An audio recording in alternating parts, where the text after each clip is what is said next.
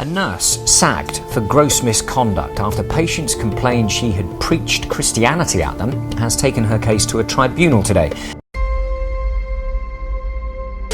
This is Sarah, the nurse who was sacked for offering to pray with her patients. Sarah, at the time of the incident, was a 50-year-old lady that relocated to the UK from Africa sometime back in 1993. Sarah had 3 kids and had been working as a nurse for over 15 years. She was working at a particular NHS trust in England when it all happened. She had been working in that particular NHS trust for 9 years before the incident occurred. So Sarah worked as a pre-op nurse, and as part of her duty, she was supposed to assist patients that are going for surgery to complete a questionnaire. And there was one question on the questionnaire that was about the religion of the patients. According to Sarah, she being a Christian lady, she will use this opportunity to tell her patients about Jesus Christ. And this is what got Sarah into trouble. So tell me guys, if you were a patient and we're going to have a surgery, okay? A surgery that could be life-changing, let's say. And you're being assessed by a nurse and she's helping you fill a questionnaire and she starts telling you about Jesus Christ as a point. How would you feel? How would you feel?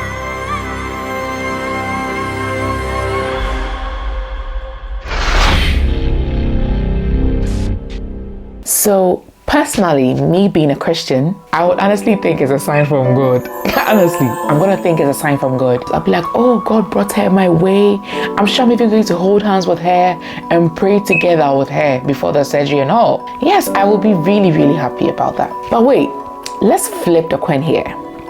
What if I go as a Christian patient and the nurse who's trying to tell me about her religion is not a Christian? Let's say she's like any other religion that I don't believe in. Let's say Hare Krishna, or she's a Buddhist, okay?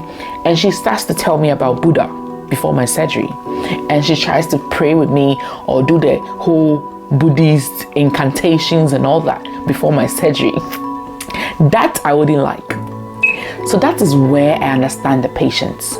Not that I have any issue with being a Buddhist or Hare Krishna, not at all. I'm just using that as an example. So what you believe in might not necessarily be what somebody believes in. You telling somebody about it, that's where I think the issue was, okay? But personally, I still wouldn't report that Buddhist nurse because, listen, this Buddhist nurse is recommending to me something that she finds valuable, something that she believes has given her peace and has given her good health or whatever, and she is recommending that something to me, being her God.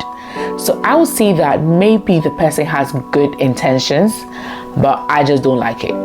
So I don't think I would report such a nurse, but I may not like what she did, but I don't think I report that person. Or what do you guys think? Sadly, that's not how Sarah Kute's patients thought. I'd ticked that box and said that I'm not religious, and you said, why not? Yeah. I would then say, that's none of your business, because I'm here to be treated for an illness of some sort. My religion, I've already stated that I'm not religious, so I don't need you to take it any further. So what happened was, some of these patients that Sarah Kute spoke about Jesus to, they reported to other staff, okay? And these other staff also went ahead to report to, a senior nurse. That's where this whole issue started. So Sarah Kute was called in by the nurse manager, and manager made her know the complaints that had been brought against her. Sarah Kute told the manager that, manager, I've heard you and I'm not going to initiate conversations about Jesus Christ again. And this was in April 2016. But they say Sarah Kute continued. They say she did not stop. So apparently more complaints were made, in the same line against Sarah Kute. So in June 2016, the manager called her back to the office and then they suspended her. So later they had a disciplinary hearing, and all that. They did their investigation and they sacked Sarah Kute from the hospital.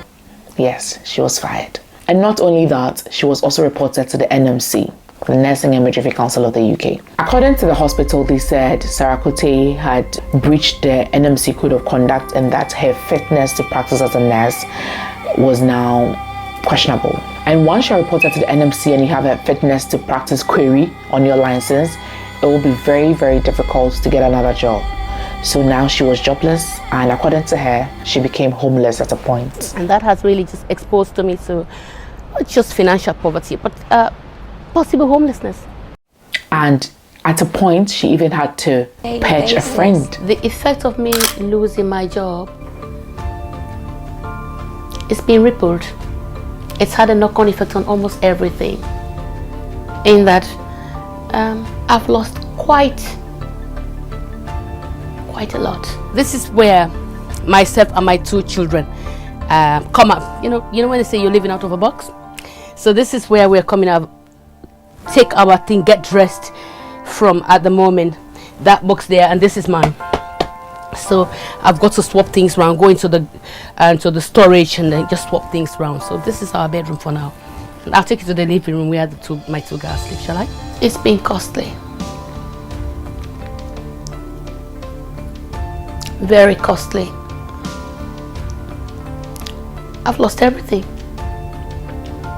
I've lost my home, and really where I'm sitting right now, it's not really my home at all.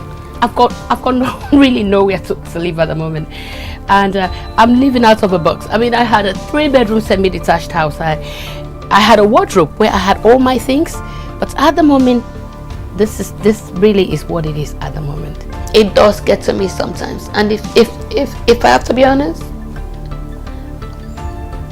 it makes me tearful every day. It's a 1-bedroom flat. My children, my 2 daughters sleep in the living room, and I occupy the room with Sister Martha. So this is Sister Martha who's kept us. So with the support of the Christian Legal Center, which is an organization that helps Christians with legal matters such as these things, they fully supported Sarah Kuti throughout this whole ordeal. So with their support, they appealed the dismissal. So they went to an employment tribunal. According to Sarah Kuti, there's no way talking about Jesus Christ could harm a patient, and that was her basis, before they appealed. And religion is one of them. And so how could telling anyone about Jesus Christ really be harmful to any patient? But the tribunal said that her dismissal claim was not well-founded, that there was no evidence that her human rights had been breached, and that the trust's actions were fair. They supported the trust with her dismissal. So Sarah Kuti eventually got a job in a nursing home, but once you have a query on your fitness to practice as a nurse, you can only work under certain restrictions, and that's why it's difficult to get a job, because you'd have to work under supervision, etc. And nobody wants to employ you and have to supervise you as well and pay you at the end of the day, So that was where the whole issue was with regards to her not getting a job. But she did get a nursing home job. I'm sure the manager was a staunch Christian like herself. She was able to work under supervision. So with the support of the Christian Legal Council again, this time around they went to the Court of Appeal, and this was all over the news.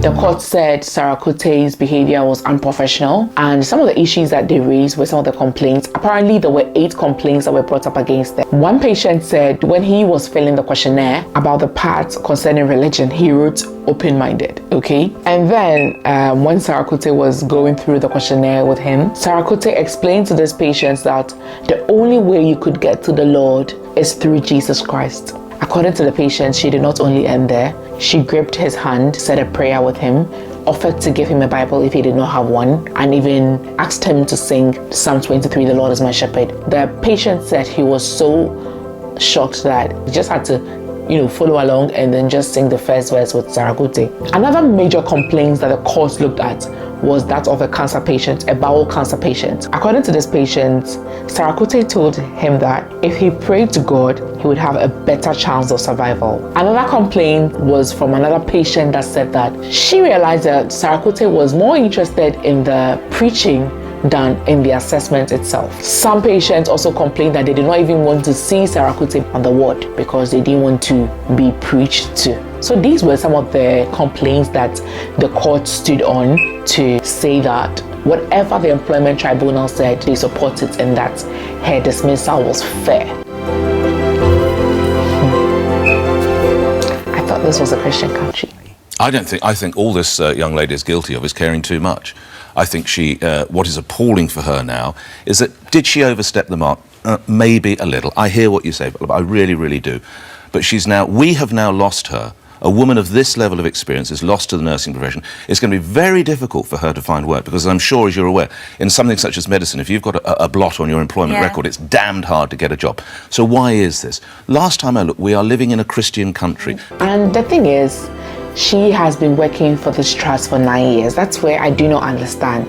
Like, they should look at all the 8+ years where there were no complaints against her. You know, probably change her ward or change her role so that she doesn't have to deal with that questionnaire or something like that, in my opinion. I think maybe she just cared too much, and she was somebody that generally liked to evangelize as a staunch Christian that she is. What do you think? So 2 years later, finally, Sarah Cote had to go for NMC hearing. And that's the part that baffles me. You know, an issue can happen today, and the NMC hearing will be in 3 years' time.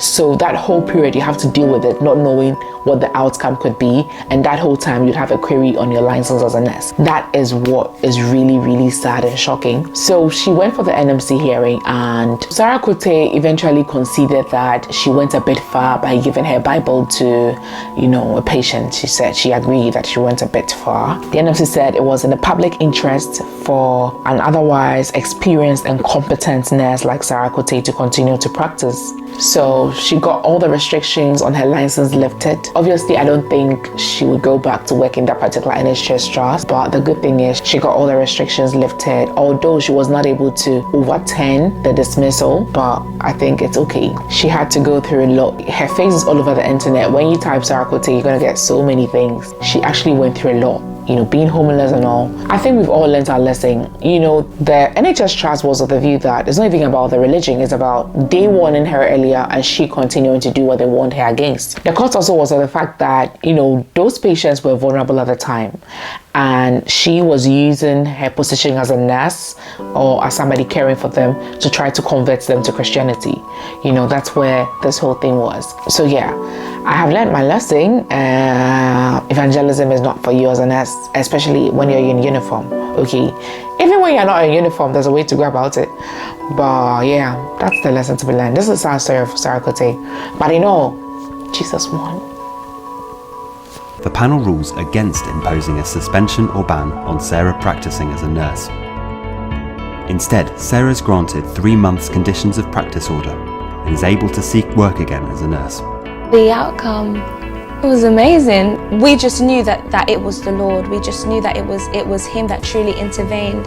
And then it made me think, wow, that's when it made me know that the cost of standing for Jesus is hard, but the end result is always glorious and it is always victorious. And I felt blessed because I was actually able to see that firsthand after seeing all that my mum has been through and all the emotional side of it.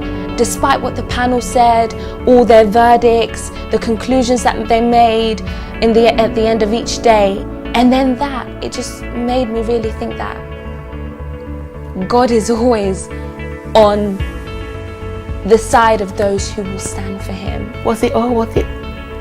I wouldn't change this experience that I've had. I wouldn't change it for the world.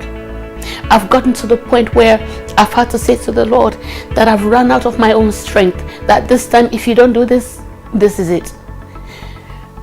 And I know that His power is made perfect in my weakness, and I've not been ashamed to show those weaknesses.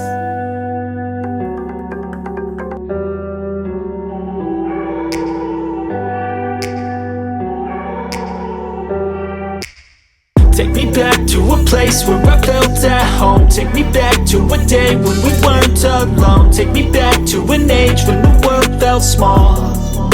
Way back before we blew it all.